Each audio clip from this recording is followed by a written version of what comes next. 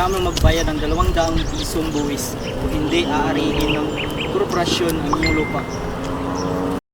Pagkakaloob ko lamang ang aking lupain sa unang lalaking didilig ng dugo dito. Hanggat walang dokumento, hindi ako magbabayad ng buwis at kahit isang piraso ng aking lupain, hindi ko ibibigay.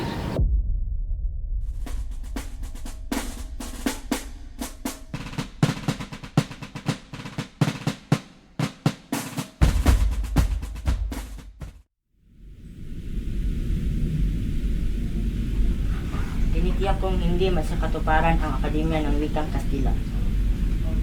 May katuparan po, Kapitan Basilio. Hinihintay na lang namin ang pahintulot. Niregaluhan na namin si Padre Irene ng 2 kabayo. Siya ay nangako sa aming makipagkita sa hiniran. Sasalungatin iyan ni Padre Sibayla. Bayaan ninyo sa Lungati. Kaya nairito yan sa Bapuray para may pagkita sa hiniran na nasa Los Baños. Kung makakuha man kayo ng pahintulot, saan naman kayo kukuha ng salaping gugulin? Mayroon na po ambag ang bawat estudyante. At ang mga magtuturo, Ang mayamang si Magaraig ay nag-alok ng isa sa kanyang mga bahay. kung sa bagay, hindi naman masama ang panukalang iyan. Ngayong hindi na kapag-aralan ang Latin, ay pag-aralan na naman ang wikang Kastila. Diyan makilala na tayo'y lumalakad ng paurong.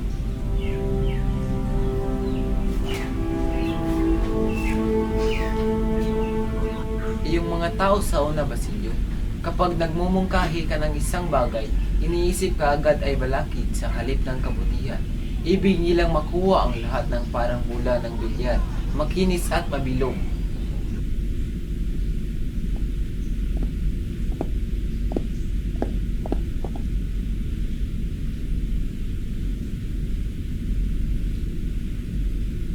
Hindi nga po bumibili sapagkat hindi naman kailangan. Wala akong masamang ibig sabihin. Mabuti pa samahan niyo na lamang akong uminom ng serbesa. Salamat po, pero hindi kami umiinom ng serbesa.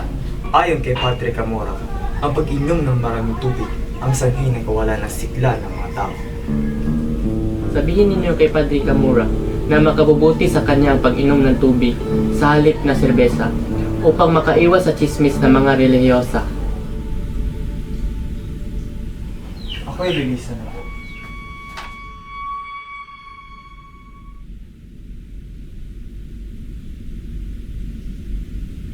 Bakit makusok ka ngayon? Iwan ko, para akong matatakot sa taong iyan. Hindi mo ba siya kilala? Siya ang tagapayo ng Kapitan General. Totoo? Ganyan ang narinig ko sa mga taong pumupuri sa kanya kapag nakaharap. At kapag nakatalikod, siya'y minumura.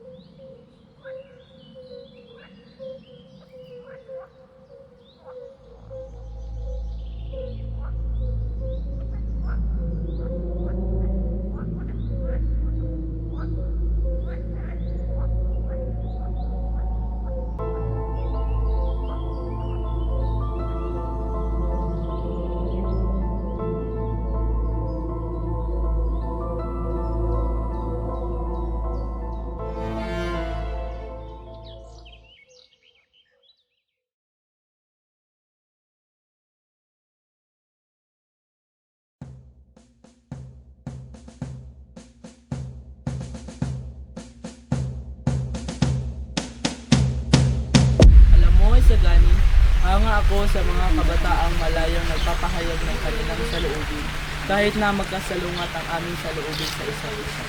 Nabalitaan kong nagkatipon raw kayo ng pansiteria kagabi. Hindi ka ba humingi ng paumanhin? Hindi po, Padre. Mabuti. Nangangahulugan na tinatanggap mong lubusan ang lahat ng sinabi mo. Karapatan mong magsalita ng naiisip mo ukol sa mga Dominiko. Kung tutuusin, hindi ka naman purong estudyante ng universidad dahil isang taon ka pa lamang dito. Ngunit baka hindi ka napabalikin dito dahil sa mga iyong sinabi raw. Ano sa palagay mo ang dapat naming gawin? Hindi lamang po ang kabataan ang dapat sisihin. Sinasabi po ng marami sa inyo na ang pagkakaroon ng malayang isipan ay pag-aalsa na sa pamahalaan at sa simbahan. Kung kaya't nabibingit sa pag-uusig ng panganib ang sinumang magpahayag ng nakaisip. Hindi lamang, Padre Fernandez. Hangad naming tumupad sana kayo sa mga obligasyon. Bakit? Hindi ba kami tumutupad sa aming mga obligasyon? Ano ang mga dapat naming gawin? Obligasyon ninyong itaguyod ang edukasyon. Paunlarin ang kabataan sa mga larangang pisikal, intelektual at moral. Akayin kami upang marating ang tagumpay. Bakit? Hindi nga ba? Mangilan-ngilan po, ang higit na marami ay nagwawalang bahala. Maraming kura ang nagbabaon sa amin ng kamangmangan. Malamang po ay para hindi namin makita ang daang tungo sa kalinaran. Sa amin isinisi ang mga pagkakamali dahil kami ang nakikita ninyo ng malapitan. Kami ay umaalinsunod lamang sa utos. At sapagkat pamahalaan ang may utos, natural na parang tupa kaming susunod.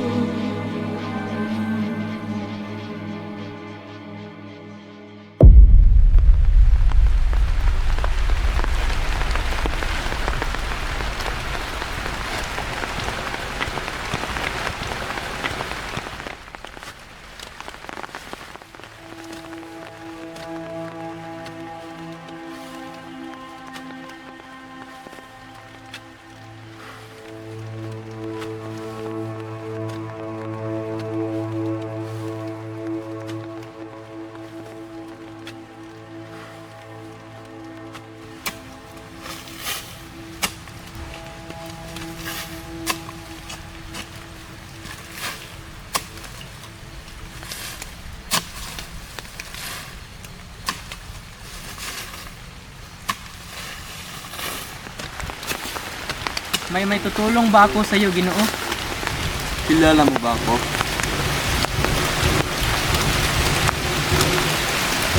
13 taon na po ngayon ang ating ilibing ang aking ina sa pookling. Ito at ikaliligaya ko kung ako'y makaganti naman sa inyo. Isang taong napakadakila, isang taong ipinalagay ng lahat, liban sa akin na namatay na. Naglaglag ako at nagsikap, magkaipon ng marami salapi upang makagawa ng aking layo. Pabalik upang ibagsak ang masamang pamahalaan, padaliin ang kanyang pagkasira kahit na dumanak ng maraming dugo. At kabataan na walang karanasan at mapangarapin, hinihingi ninyo ang wikang Kastila. Ngunit anong magiging hangarin ninyo?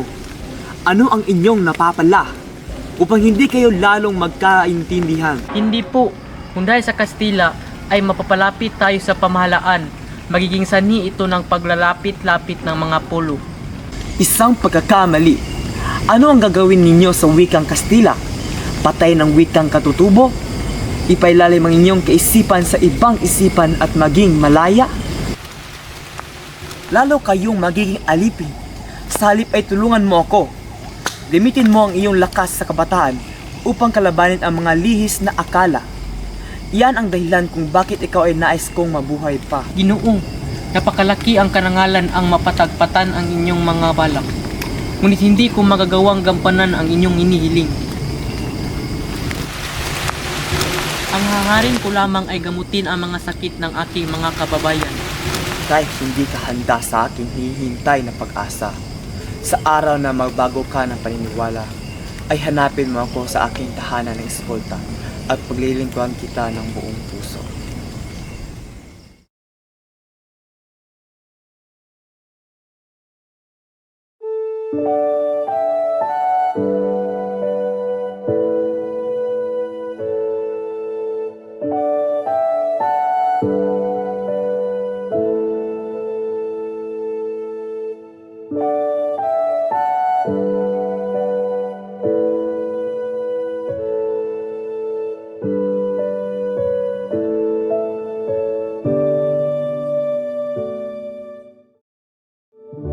Sa Ama, sa Anak, sa Espiritu Santo.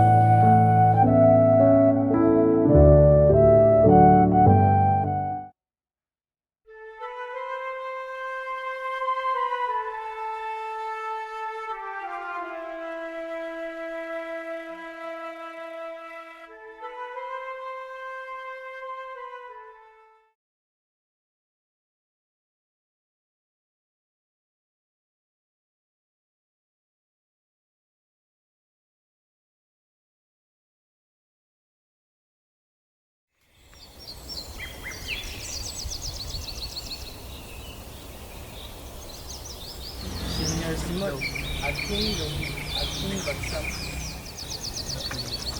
Ano? Nalugi kayo at bumagsak, Kyoroga? Ipinagtanggol kita mula sa opisyal. Ang ibang mga gulo ay daan mo sa akin. Siya nga pala, Kyoroga. May ipapasok akong ilang kahon ng mga baril.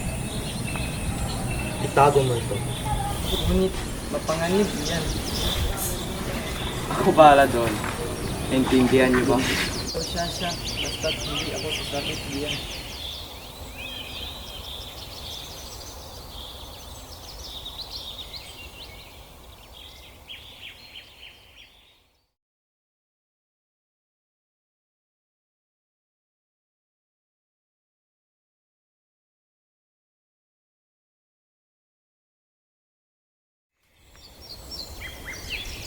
Sulit, alam kong malikot si Padre Camura sa mga babae.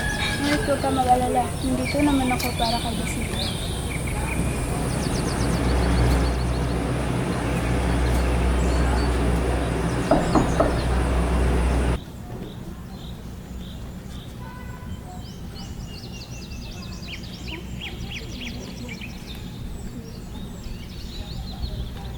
Huwag po!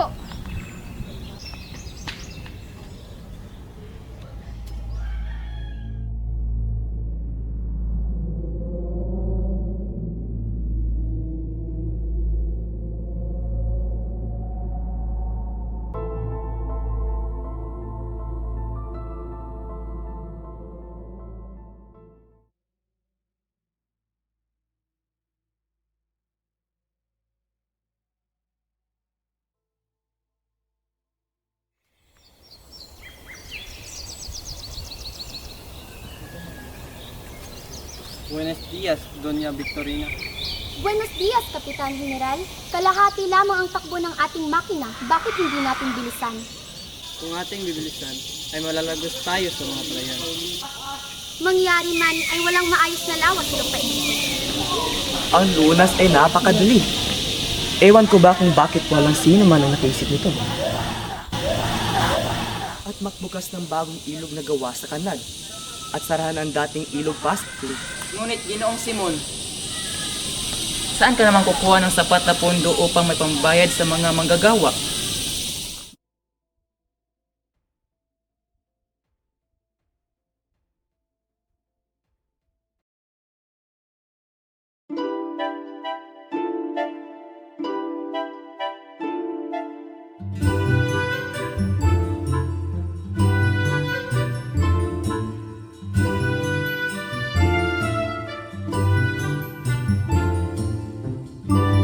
May talumpati ka bang inihanda? Hindi na ginagamit yun, tatay.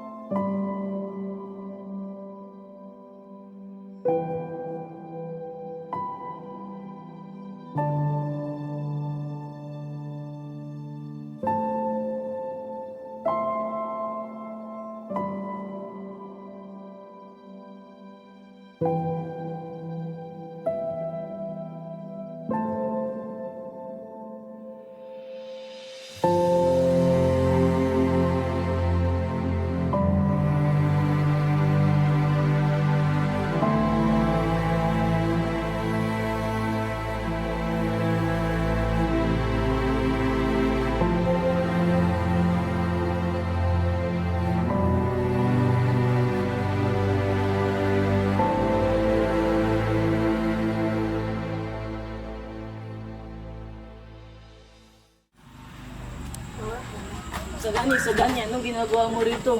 Lumayo ka na. Alang-alang sa Diyos si Sagani. Bakit ako alis? Ngunit may iba na siya bukas.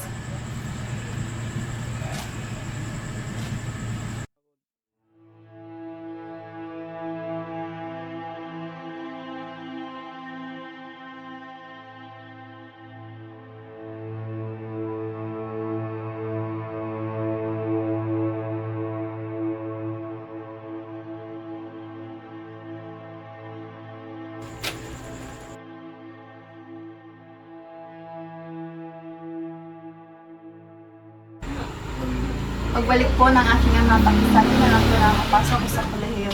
Ang aking mama ay marunong magkastila. Hindi kayo makakahangat na ganito kamurang paaralan.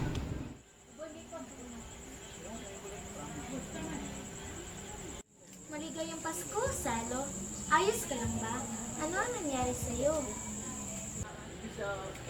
Ay, napipi.